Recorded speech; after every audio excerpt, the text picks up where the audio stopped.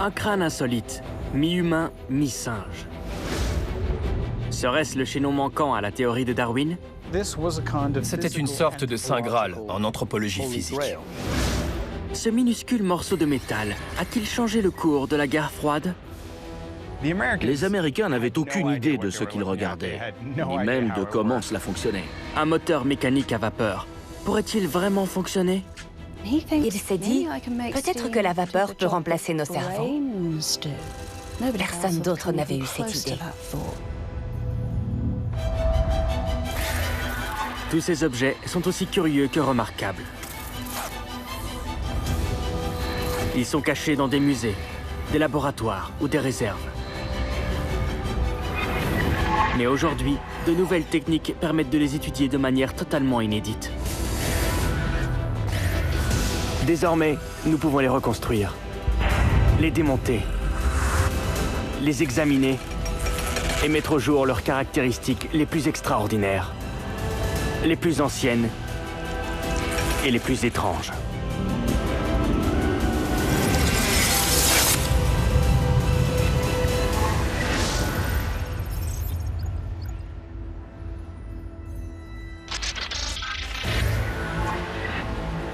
Au début du XXe siècle, ce crâne étrange est la découverte la plus sensationnelle du monde archéologique. Mais il est victime d'une controverse choquante. Pendant 100 ans, il a été enfermé au musée d'histoire naturelle de Londres. Aujourd'hui, grâce à des techniques numériques de pointe,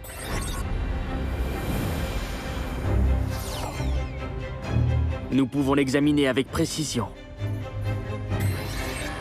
Voici l'homme de Piltdown. Un ancêtre de l'homme en rien comparable aux découvertes précédentes. Avec un crâne comme le nôtre, mais avec l'énorme mâchoire et les dents d'un singe. Lorsqu'il fut dévoilé en 1912, c'était exactement ce que les scientifiques recherchaient. Des preuves solides de la théorie controversée de Darwin sur l'évolution humaine. C'est la preuve concrète d'un lien entre les singes et les humains. Le chaînon manquant idéal. Mais regardez de plus près. Quelque chose ne va pas sur ce fossile. Les molaires de la mâchoire du singe ont des marques d'abrasion microscopiques inédites. Et dans des cavités autour du crâne, une sorte de matériau artificiel est dissimulé. Toutes ces preuves mènent à une conclusion scandaleuse. L'homme de Piltdown n'était pas le chaînon manquant, mais un faux. Depuis la révélation de la supercherie, il y a eu de nombreux suspects. Mais la véritable identité du faussaire a échappé aux experts. À présent, de nouvelles recherches peuvent définitivement le désigner. Qui est-il? Quelle est la vérité derrière cet étrange crâne hybride? Et comment trompe-t-il le monde depuis près d'un demi-siècle? Cette histoire de fraude scientifique débute dans le comté anglais du Sussex, dans un paisible village nommé Piltdown. Celui qui a découvert l'homme de Piltdown se nomme Charles Dawson, un avocat des environs de Hastings, dans le sud de l'Angleterre. Dawson est un archéologue amateur qui a fait ses preuves dans la découverte d'artefacts insolites. Cela lui a valu le surnom de sorcier du Sussex. C'est dans une gravière à Piltdown qu'il fait sa plus grande découverte. En 1912, Dawson écrit à Arthur Smith Woodward, au musée d'histoire naturelle à Londres, pour lui expliquer qu'il a découvert une série de silex intéressants, ainsi qu'un fragment de crâne humain. Smith Woodward est une pointure dans le monde de la paléontologie. Il sait que la découverte d'un véritable crâne humain dans ce contexte serait un événement. On pensait que les graviers avaient un demi-million d'années. Si tel était le cas, alors ces os, s'ils étaient bien humains, seraient les plus anciens que l'on connaisse. Pas seulement en Angleterre, mais dans le monde entier. Smith Woodward se rend à Piltdown. Et au cours des mois suivants, Dawson et lui semblent décrocher le jackpot. Ils ont trouvé d'autres fragments de crâne, un fragment de mâchoire et une canine. La coloration marron foncé sur toutes ces découvertes semble confirmer qu'elles ont été enterrées ensemble pendant très longtemps. Smith Woodward s'empresse de les ramener à Londres. Il a une collection de fragments de crâne et de mâchoire. Il se lance dans l'assemblage de ces pièces pour compléter son puzzle et reconstruire ce à quoi ce crâne et cette mâchoire auraient pu ressembler. Il remplit les espaces entre les fragments de fossiles grâce à son imagination et à des moules en plâtre. Ce qu'il obtient ne ressemble en rien aux autres restes humains déjà découverts. L'arrière du crâne ressemblait beaucoup à un crâne humain moderne, alors que la mâchoire semblait appartenir à un singe. Cette découverte va provoquer une onde de choc dans la communauté scientifique. Et tout cela à cause de cet homme, Charles Darwin. La découverte de l'homme de Piltdown a lieu un peu plus de 50 ans après la publication de Darwin, L'origine des espèces. Un texte qui traite de l'évolution d'un certain nombre d'espèces animales et végétales.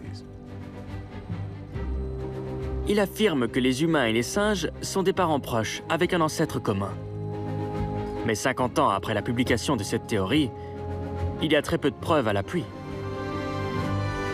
C'est à ce moment-là que Charles Dawson et l'homme de Piltdown viennent à la rescousse de la science. Mi-homme, mi-singe, c'est exactement ce dont les spécialistes avaient besoin pour étayer la théorie de Darwin. L'homme de Piltdown est la preuve irréfutable que Darwin a raison. Cette découverte a été un événement majeur pour Smith Woodward et Dawson, un moment décisif dans leur carrière. On ne peut pas faire mieux. En 1913, Dawson passe à la postérité scientifique lorsque l'homme de Piltdown est officiellement nommé Eoanthropus dawsoni, littéralement l'homme de l'aube de Dawson. Malheureusement, il y a un gros problème dans tout cela. L'homme de Piltdown ne pouvait pas être le chaînon manquant. C'était un faux. Qu'est-ce qui a bien pu trahir ce faux crâne plein d'audace? Alors que l'homme de Piltdown est enfermé au musée d'histoire naturelle, des archéologues commencent à retrouver des ancêtres de l'homme qui ne lui ressemblent en rien. Il devenait évident que l'ancêtre de l'humanité possédait au départ un petit cerveau plutôt qu'un gros cerveau. Tout le contraire de l'homme de Piltdown. Ainsi, dans les coulisses du musée d'histoire naturelle, l'inquiétude se répand. En 1949, on procède à une datation de l'homme de Piltdown en utilisant les meilleures techniques disponibles. Et les premiers résultats sont alarmants. Cela semblait montrer que ces ossements n'avaient pas plus de 50 000 ans.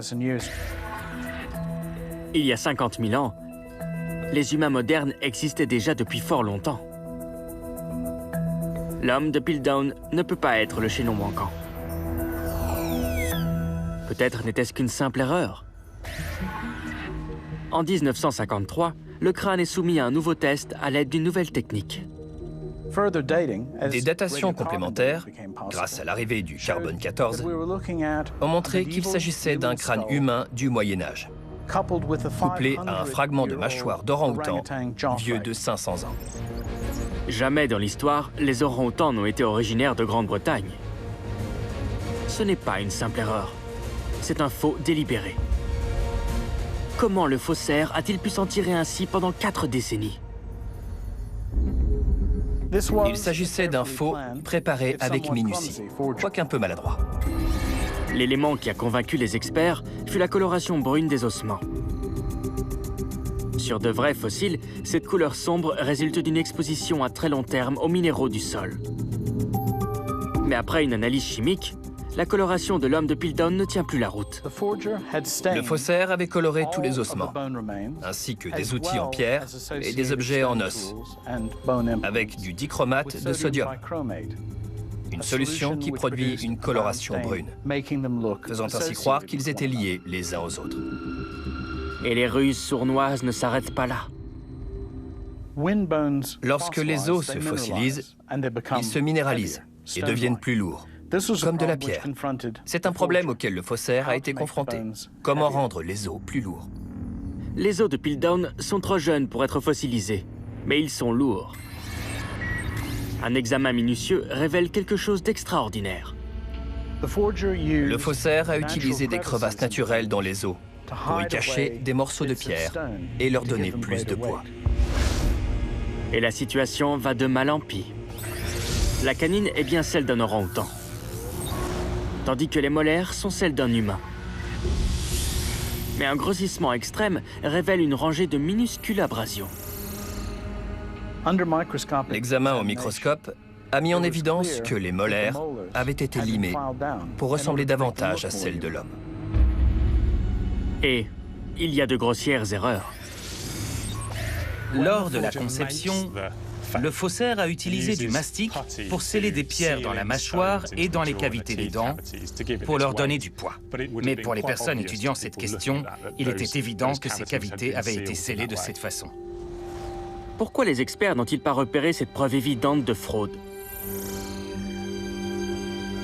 Parce que l'homme de Piltdown est trop précieux pour être manipulé.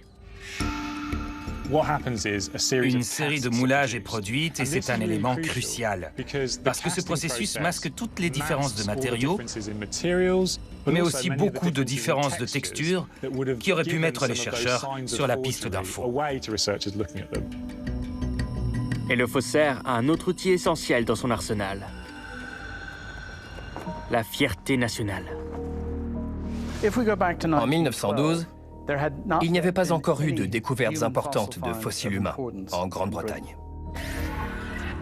Entre-temps, les Français avaient découvert l'homme de Cro-Magnon. Et les Allemands avaient des Néandertaliens et l'Homo heidelbergensis. Un archéologue français a apparemment décrit les Britanniques comme des chasseurs de cailloux. L'homme de Piltdown remet ces continentaux à leur place. C'est précisément ce que les gens veulent trouver, précisément au bon endroit et précisément par les bonnes personnes pour le monde académique britannique. Et je pense que ça joue un rôle énorme dans la facilité avec laquelle ce faux est accepté par les universitaires britanniques. Il ne reste qu'une seule question. Qui en est l'auteur? Après une centaine d'années, de nouvelles recherches peuvent enfin dévoiler l'identité du faussaire.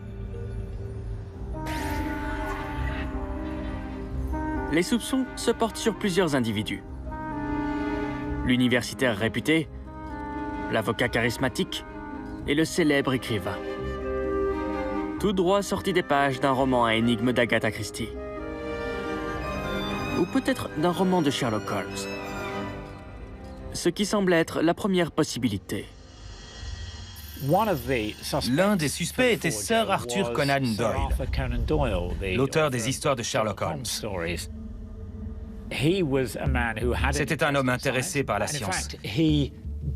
Il appartenait à la même société d'archéologie que Dawson. Et il jouait parfois au golf à Piltdown. Mais quelles sont ses intentions? Il était de plus en plus porté sur le spiritisme et il faisait l'objet de moqueries de la part de la communauté scientifique. Les spiritualistes prétendent pouvoir communiquer avec les morts. Mais en 1912, le spiritualisme a été largement discrédité et ridiculisé par les scientifiques. Il a développé une sorte d'attitude défensive envers la science et on pensait donc qu'il avait pu se venger. Mais il y a une grosse faille dans cette théorie. Il n'en a jamais parlé à personne. Si Conan Doyle avait fait cela pour embarrasser la communauté paléoanthropologique, il aurait tendu le piège de son vivant. Or, il ne l'a pas fait. Donc, ce seul élément nous permet d'éliminer Sir Arthur Conan Doyle. Autre suspect évident, Arthur Smith Woodward, le paléontologue qui a reconstitué le crâne.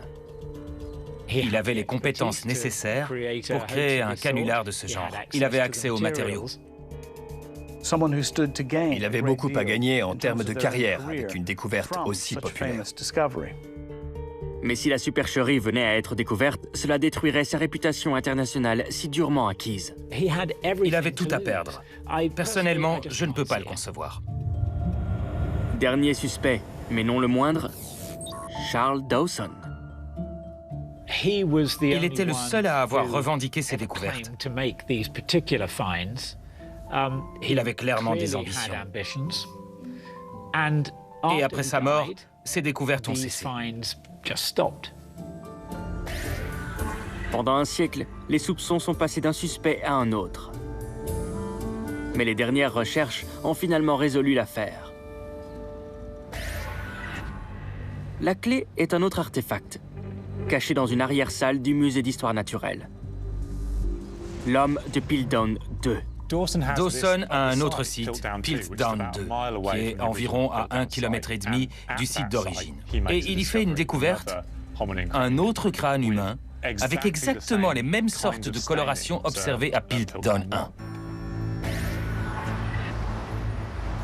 En 2016, une nouvelle étude concentre toutes les techniques scientifiques modernes sur les deux spécimens de Piltdown. Les résultats sont concluants. Les dents de Piltdown 2 proviennent exactement du même orang-outan que Piltdown 1. Et il y a une technique analogue au niveau des pierres scellées dans la mâchoire à l'aide du mastic. Et chimiquement, c'est la même sorte de mastic que celui utilisé à Piltdown 1. Donc, la personne ayant créé l'homme de Piltdown doit aussi avoir créé l'homme de Piltdown 2. Parmi tous les suspects, un seul d'entre eux connaissait Piltdown 2. Et c'est Charles Dawson. Charles Dawson a truqué l'homme de Piltdown. Et un nouvel examen de ces autres étonnantes découvertes, celles qui lui ont valu le titre de sorcier du Sussex, sera le coup de grâce. Presque toutes sont des faux. Il s'avère que Dawson est déjà un habitué de la pratique bien avant l'apparition de l'homme de Piltdown. Après plus d'un siècle, l'affaire de l'homme de Piltdown est enfin classée.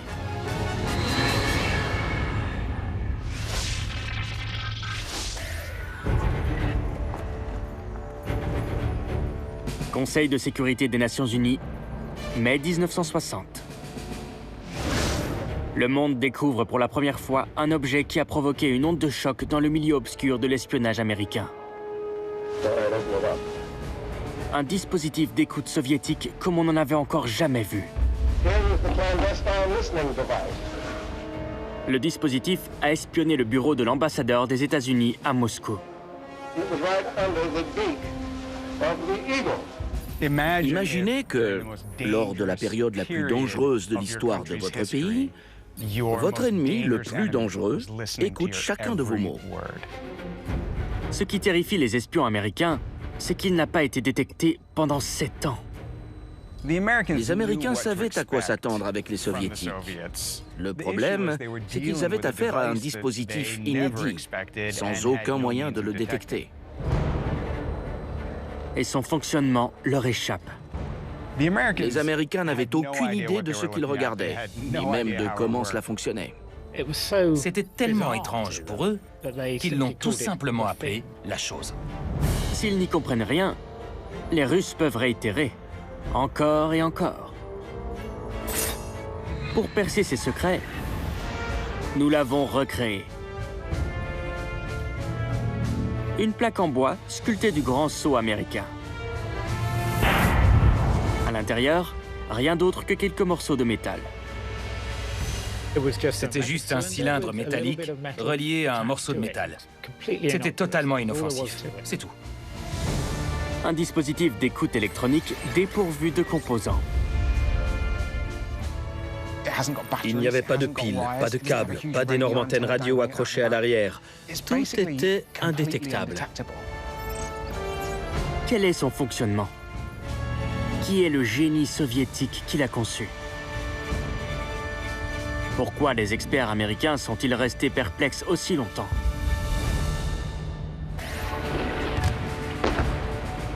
Après la fin de la Seconde Guerre mondiale, l'espionnage devient un outil essentiel dans la nouvelle bataille de la guerre froide entre la Russie et son ancien allié, l'Amérique.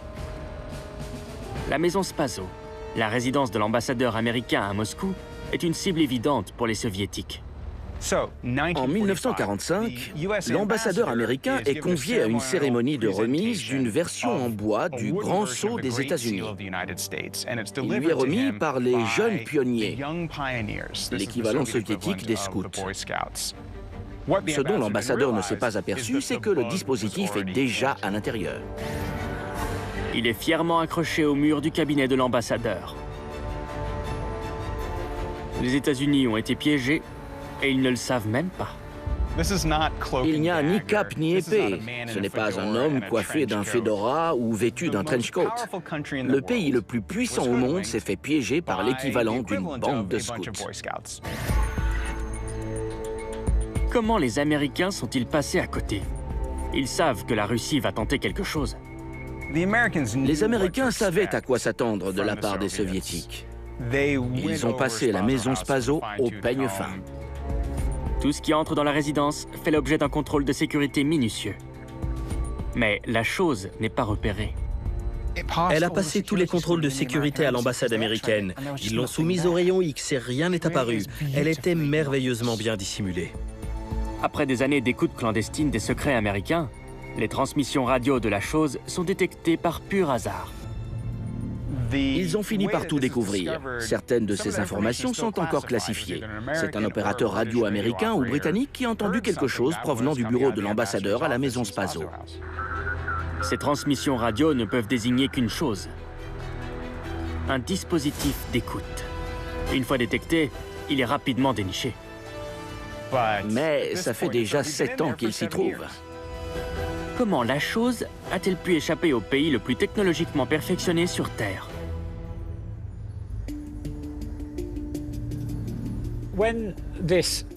À l'inspection de ce sceau sculpté, on a retrouvé à l'intérieur un tout petit objet indétectable. C'était juste un cylindre métallique, relié à un morceau de métal. C'était presque comme s'il n'y avait rien. Personne n'y comprend rien. Malgré tous leurs efforts, ils n'en saisissent pas le fonctionnement. Ça ne correspond à aucune caractéristique conventionnelle d'un dispositif d'écoute. Cet objet énigmatique atterrit sur le bureau d'un expert technique des services secrets britanniques. Il est envoyé à Peter Wright, au MI5. Son travail consiste à en décrypter le fonctionnement. Il faudra 10 semaines à Wright pour percer le mystère de la chose.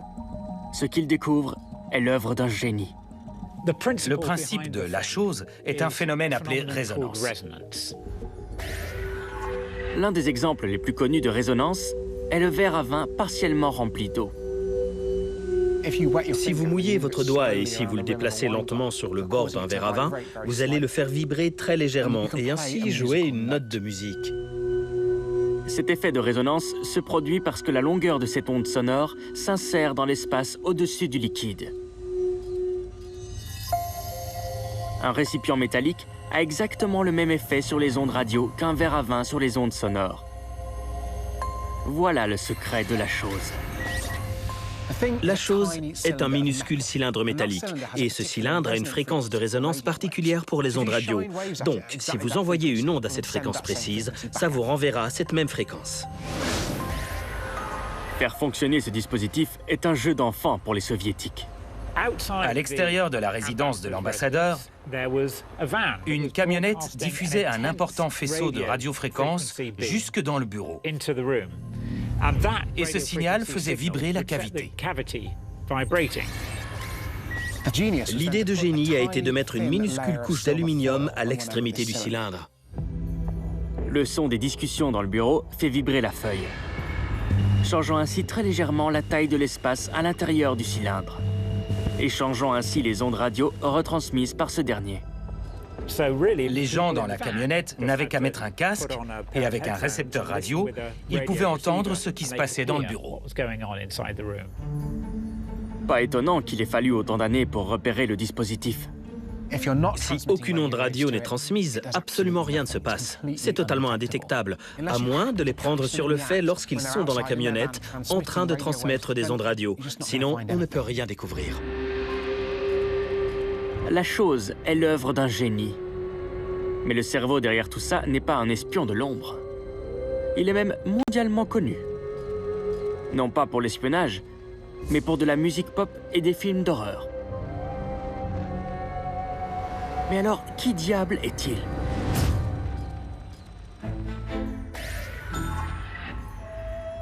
C'était une sorte de superstar scientifique. Il était physicien de formation, issu d'une famille de musiciens, mais sa vraie passion était l'électronique. Il s'appelle Lev Sergeyevitch Teremin, plus connu en Occident sous le nom de Léon Térémine. Jusque-là, il s'était fait connaître grâce à son invention de l'étherphone. L'étherphone est le premier instrument de musique électronique. Il est aujourd'hui plus connu sous le nom de Térémine. C'est un objet absolument magnifique, avec un son merveilleux, comme un gémissement plaintif. Il se joue en ondulant les deux mains juste au-dessus. C'était un appareil merveilleux, pour lequel le gouvernement soviétique organisait des tournées afin d'exhiber cette technologie. Léon Térémine s'est rendu à Paris, à Londres, à New York pour présenter cette merveilleuse nouveauté. Lorsque Térémine rentre en Russie en 1938, il retrouve un pays très différent. Staline est le dictateur en charge de l'Union soviétique. Ses services secrets sont partout. En raison de son séjour en Occident, Térémine est accusé à tort d'être un contre-révolutionnaire. Il est condamné à 8 ans de travaux forcés dans un goulag. Mais par chance, il s'en tire. Curieusement, l'homme qui sauve Térémine de ce funeste destin au goulag est l'une des personnes les plus dangereuses et effrayantes du gouvernement soviétique, Beria. Lavrenti Beria est le chef des services secrets soviétiques, le KGB. Il propose un marché à Térémine. Sa libération du goulag contre un dispositif d'écoute indétectable. Térémine livre la marchandise. Son ingénieuse invention, la chose, espionne les services de renseignement américains pendant 7 ans. Les Soviétiques savaient qu'ils allaient obtenir des informations incroyables grâce à ce dispositif. Mais comment auraient-ils pu imaginer l'ampleur de ce qui allait se passer durant ces 7 années, entre 1945 et 1952? Au cours de ces 7 années, les Américains larguent 2 bombes atomiques sur le Japon.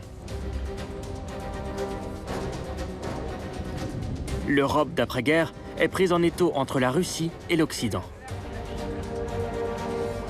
L'OTAN est créée. Le pont aérien de Berlin est ouvert. Les États-Unis entrent en guerre contre la Corée. Et la chose écoute tout. Une grande partie des informations obtenues par la chose de Térémine a été intégrée dans les politiques et dans les décisions soviétiques.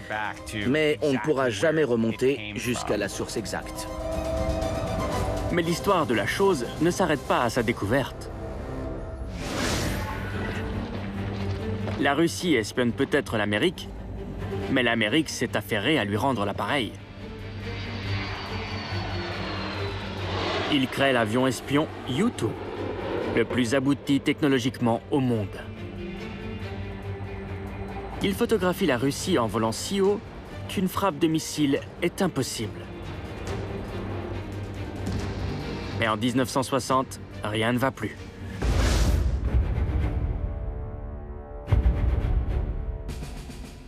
Il s'avère que les Soviétiques ont une arme qui peut atteindre l'avion espion U-2 et en abattre un. La Russie accuse les États-Unis d'espionnage illégal. L'ambassadeur américain à l'ONU, Henry Cabot Lodge, subit une humiliation. Il se rabat sur un grand classique de la défense politique. Ce sont eux qui ont commencé.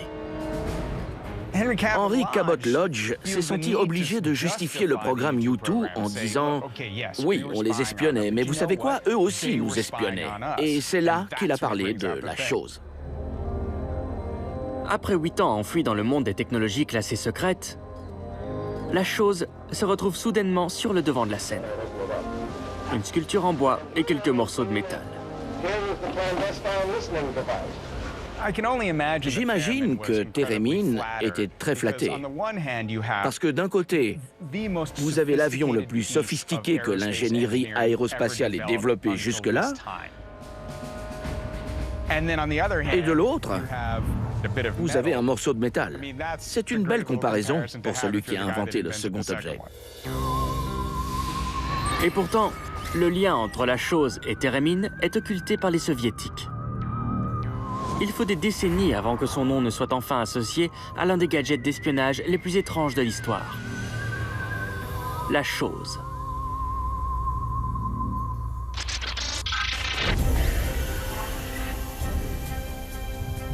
En lieu sûr, dans une réserve du Musée des Sciences de Londres, se trouve une véritable machine miracle du 19e siècle. Un moteur mécanique vieux de 180 ans qui résout des équations mathématiques complexes. Construit plus de 100 ans avant le premier ordinateur électronique, il était unique au monde.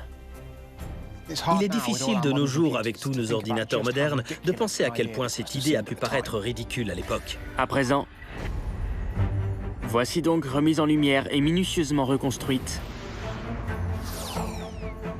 la machine à différence numéro 1. C'est une machine qui résout des problèmes. Elle mesure 72 cm de haut et 61 cm de large. 2000 pièces de précision en bronze, acier et fer. Ses rouages et ses leviers sont conçus pour résoudre des équations jusqu'alors appréhendées par le seul cerveau humain. Elle est destinée à transformer la science et l'ingénierie en éliminant les erreurs de calcul. Du jamais vu. C'était totalement inattendu et impossible en apparence. Elle est destinée à changer le monde. Qui en est l'inventeur? Comment fonctionne-t-elle? Et comment cette machine va-t-elle exactement déclencher une révolution?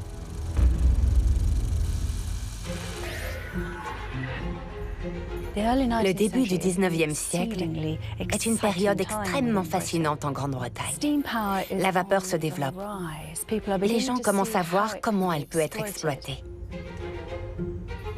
Au lieu de la main-d'œuvre humaine, on utilise une sorte de travail mécanisé pour faire du tissage, des constructions, de l'exploitation minière. C'était vraiment l'idée qu'on remplaçait l'humain par la machine. Mais cette révolution dépend de plus en plus des mathématiques. Il fallait vraiment générer des résultats mathématiques, de la même manière qu'il fallait produire des textiles et d'autres biens. À une époque antérieure aux calculatrices électroniques, ces formules s'appuient sur des tables mathématiques imprimées. Tous les calculs de ces tables mathématiques au 19e siècle ont été effectués par des ordinateurs. Pas par des ordinateurs tels que nous les connaissons aujourd'hui, mais par des calculateurs humains, par des gens qui s'asseyaient et qui faisaient tous les calculs à la main. En 1820, la Société royale d'astronomie désigne le mathématicien Charles Babbage pour étudier les problèmes liés aux erreurs qui s'infiltrent dans ces tables. Les conséquences pourraient être considérables. Des ponts pourraient s'effondrer. Des voies ferrées pourraient s'arrêter net. Toute cette ingénierie, tous ces développements, tous ces financements dépendent de calculs très précis. De petites erreurs entraînent d'énormes conséquences. Babbage est horrifié par ce qu'il découvre. Il y a une marge d'erreur importante. Une personne fait les calculs, une autre les recopie dans les tables, et une dernière s'occupe de la mise en page pour l'impression. Donc, à chaque étape du processus, des erreurs sont possibles. Babbage a examiné ça et, frustré, il a déclaré « J'aimerais pouvoir construire ces tables à l'aide de la vapeur ». Il s'est dit, peut-être que la vapeur peut remplacer nos cerveaux. Une idée tellement en avance sur son temps qu'elle paraît folle. Personne n'avait jamais songé à ça. Malgré tous les énormes progrès liés à la révolution industrielle, une telle idée semble impossible. Mais c'est du grand Babbage. Babbage était un polymathe du 19e siècle. Il avait tendance à résoudre les problèmes de l'époque, des problèmes de l'ère industrielle. Pour des questions liées par exemple à l'économie et à l'industrie, il réfléchissait à la façon de fabriquer de meilleures machines. Il étudiait leur fonctionnement. Il était mathématicien, mais avec un penchant inhabituel pour le côté pratique de ses centres d'intérêt. Il est devenu le professeur lucasien de mathématiques, un poste précédemment occupé par Isaac Newton, puis ultérieurement par Stephen Hawking.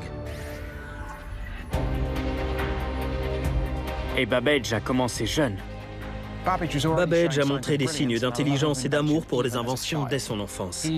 Il a développé un appareil avec lequel il espérait marcher sur l'eau, et il a failli se noyer. Peut-être que ce n'est pas aussi surprenant qu'une personne avec un tel esprit d'aventure soit du genre à avoir des idées audacieuses. Babbage imagine une machine unique au monde. 2,5 mètres de haut, 3600 kilos et plus de 25 000 pièces. Elle allait devenir un véritable outil de calcul, pas un simple dispositif d'addition et de soustraction. Elle résoudra une équation polynomiale, à partir de laquelle des tables clés, comme les logarithmes, sont calculées. Et elle utilisera une approche mathématique appelée la méthode des différences. Il la nommera donc la machine à différence.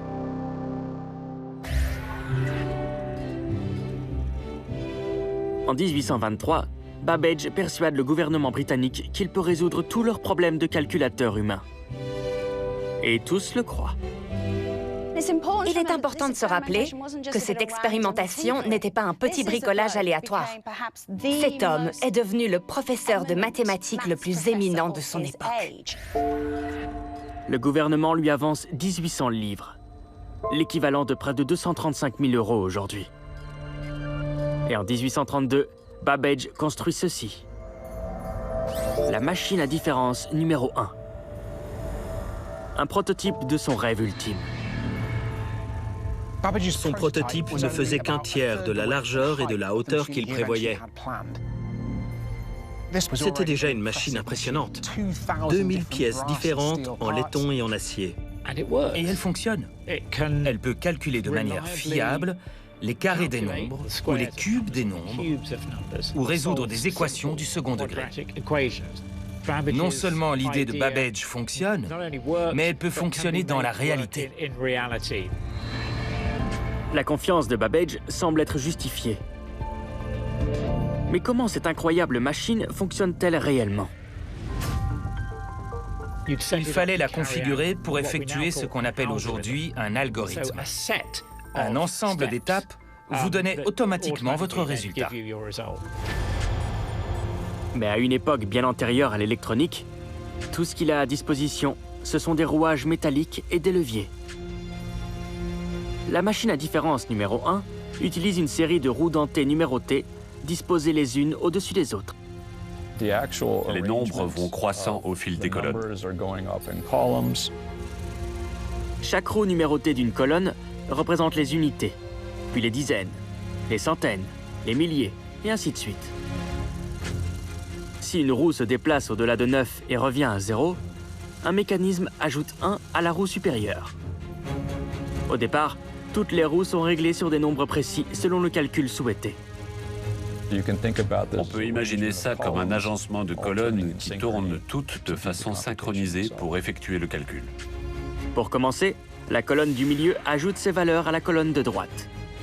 Puis la colonne de gauche les ajoute à celle du milieu. Et le résultat final est révélé sur la colonne tout à droite. Et ça fonctionne vraiment. La machine à différence numéro 1 est l'œuvre d'un génie. La solution parfaite à l'un des problèmes les plus urgents de la nouvelle ère industrielle. Des mathématiques très précises. Mais ce prototype de machine à différence est bien loin des ambitions grandioses de Babbage. La machine complète ne sera jamais construite. Mais pour quelle raison? L'appareil grandeur nature nécessite 25 000 pièces. Et elles doivent toutes parfaitement s'emboîter les unes avec les autres. Chacune d'entre elles doit donc être fabriquée avec une extrême précision, sans quoi la machine ne fonctionnera pas. L'une des choses que Babbage a dû prendre en compte, c'est la tolérance. Aucune machine n'est parfaite. Donc il faut définir dès la conception combien d'inexactitudes seront acceptables. Si la tolérance est trop grande, avec 25 000 mécanismes en action, la machine pourrait s'enrayer. Au début du 19e siècle, ce niveau de précision équivaut à lancer une fusée sur la Lune. Babbage promet au gouvernement de finir la machine en 3 ans. Mais la machine à différence numéro 1, qui n'est qu'un prototype, en nécessite 9. En plus du défi d'une mécanique de précision, Babbage fait face à des obstacles plus personnels. Car la diplomatie n'est pas son fort. Il pouvait parfois être un peu agressif. Il se plaignait du bruit que faisaient les enfants en jouant, ou du son d'un orgue de barbarie. Il était assez véhément à ce sujet, et il n'en jouait pas très bien. En 1832, l'agressivité de Babbage devient trop pesante pour son ingénieur, Joseph Clément. Clément et lui se fâchent, de manière spectaculaire. Donc, l'ensemble du projet tombe à l'eau. Sans un ingénieur à bord, ils n'iront nulle part. En 1833, le gouvernement a payé à Babbage l'équivalent de 2,4 millions d'euros, sans presque rien obtenir en retour. Il jette l'éponge. La machine à différence ne verra pas le jour. Elle ne dépassera jamais le stade du prototype. Mais Babbage voit déjà plus grand. Il invente une version de la machine à différence agencée autour d'un cercle, afin qu'elle se nourrisse elle-même de ses propres chiffres. Il la nomme la machine analytique. La machine analytique avait une propriété que Babbage appelait « se mordre la queue ». Elle faisait défiler en boucle ses calculs et prenait une décision basée sur ceux-ci pour savoir quoi faire ensuite. C'est vraiment quelque chose qui se rapproche d'une machine pensante. C'est une machine qui résout des problèmes. Et résoudre des problèmes, c'est ce que font nos cerveaux. En quelque sorte, un ordinateur programmable. Vous lui disiez ce que vous vouliez faire, vous pouviez changer la tâche, vous pouviez modifier sa mémoire pendant le processus de calcul.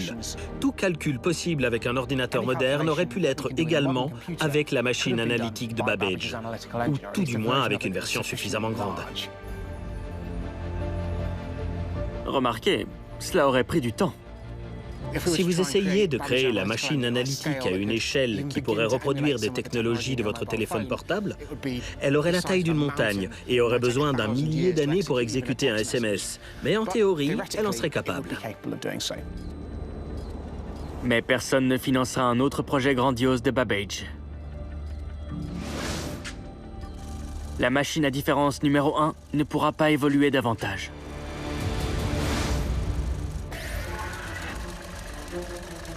Mais en 1991, 100 ans après la mort de Babbage, la machine à différence numéro 2 voit le jour sur la base d'un design amélioré dessiné par ses soins.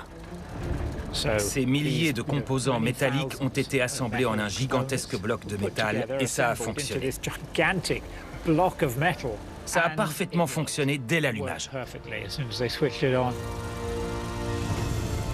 Les idées de Babbage sont en avance sur leur temps. La machine à différence numéro 1 l'a aidé à concevoir une machine pensante pour la toute première fois. Alors, même si Babbage n'a pas fini par inventer le monde moderne, il reste le premier à l'avoir imaginé.